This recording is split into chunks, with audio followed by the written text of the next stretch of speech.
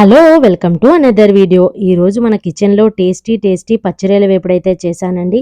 చాలా అంటే చాలా టేస్టీగా అయితే ఉంది. పచ్చిరొయ్యలు అంటే ఇష్టం లేని వాళ్ళకి కూడా ఇలా చేసి పెట్టారంటే చాలా అంటే చాలా ఇష్టంగా తినేస్తారన్నమాట. ఈ పచ్చిరొయ్యల వలన మన హెల్త్కి అయితే చాలా బెనిఫిట్స్ అయితే ఉన్నాయండి. ఇది మన లివర్ని శుభ్రపరుస్తుంది, అలాగే జలుబు లాంటివి తగ్గిస్తుంది అన్నమాట. ఇలా చేసి పెడితే మీ ఇంట్లో వాళ్ళైతే మంచి కాంప్లిమెంట్ అయితే మీకు తప్పకుండా ఇస్తారండి. ఇన్ని హెల్త్ బెనిఫిట్స్ ఉన్న ఈ పచ్చిరొయ్యల వేపుడిని మీరు కూడా ట్రై చేసి నాకు కామెంట్ బాక్స్లో కామెంట్ అయితే తప్పకుండా చేసేయండి. ఈ పచ్చిరొయ్యల వేపుడు ఎలా చేయాలో చూసేద్దాం వచ్చేయండి.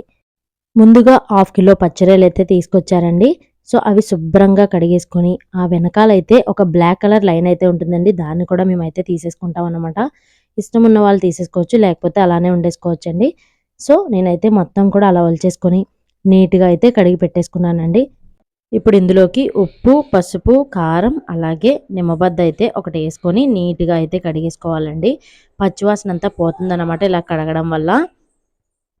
ఇప్పుడు ఇందులోకి ఉప్పు, కారం, పసుపు వేసుకొని అయితే మనం శుభ్రంగా కలిపేసుకొని ఒక అరగంట సేపు అయితే నానబెట్టుకోవాలండి మూత పెట్టేసి. సో అరగంట తర్వాత స్టవ్ వెలిగించి ఒక ప్యాన్ అయితే పెట్టుకొని 4 టేబుల్ స్పూన్ల ఆయిల్ అయితే వేసానండి. ముందుగా కలిపి పెట్టిన ఈ పచ్చిరొయ్యలు అయితే మనం ఒకసారి బాగా అయితే కలిపేసుకున్న తర్వాత మాత్రమే యాడ్ చేసుకోవాలండి. సో బాగా కలిపేసుకున్న తర్వాత అందులో కొంచెం కొంచెంగా వేసేసుకొని ఒక 2 నిమిషాలు అయితే అలా కలిపేసుకోవాలన్నమాట. ఇప్పుడు ఒకసారి అయితే కలిపేసుకున్న తర్వాత మూత అయితే పెట్టేసి ఒక్క 5 మినిట్స్ వదిలేసారంటే వాటర్ అంతా కూడా బయటకైతే వచ్చేస్తుంది అనమాట. అప్పుడు వరకు మనం మూత పెట్టి అయితే ఉడికించుకోవాలన్నమాట. ఇప్పుడు చూసారు కదండి, వాటర్ అంతా బయటకు వచ్చేసింది. ఇప్పటి నుంచి అయితే మూత పెట్టకుండా మనం కలుపుకుంటూ ఉండాలండి. మూత పెట్టడం వల్ల వాటర్ అయితే ఇంకా పెరుగుతుంది అనమాట. సో అందుకని మూత అయితే పెట్టుకోకుండా అలా కలుపుకుంటూనే ఉండాలి. ఆ వాటర్ అంతా ఇంకిపోయే వరకు అయితే మనం కలుపుకుంటూ ఉండాలండి.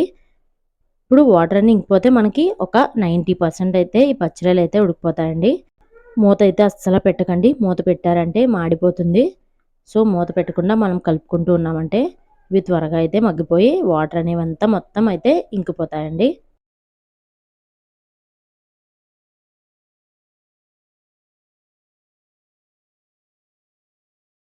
చూసారు కదండి, వాటర్ అన్ని ఇంకిపోయి ఇప్పుడు స్టవ్ కట్టేసి ఇవైతే పక్కకి తీసేసుకోవాలండి. ఇప్పుడు అదే ప్యాన్లో ఒక 5 టేబుల్ స్పూన్ల ఆయిల్ అయితే వేసుకోవాలండి.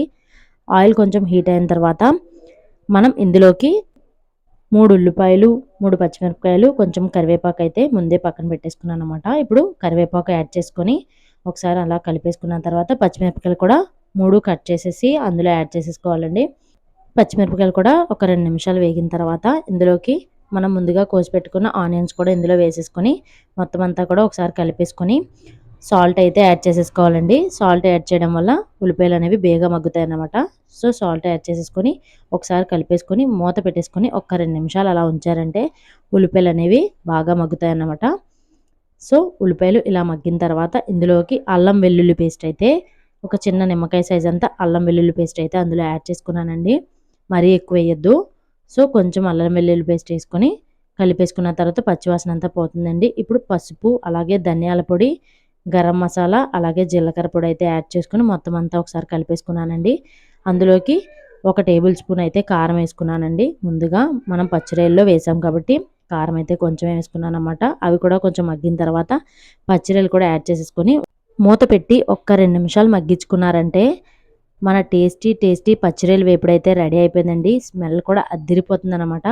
మీరు కంపల్సరీ అయితే ట్రై చేయాల్సిన రెసిపీ అండి. మీరు ట్రై చేసి నా కామెంట్ బాక్స్లో కామెంట్ అయితే తప్పకుండా తెలియపరచండి.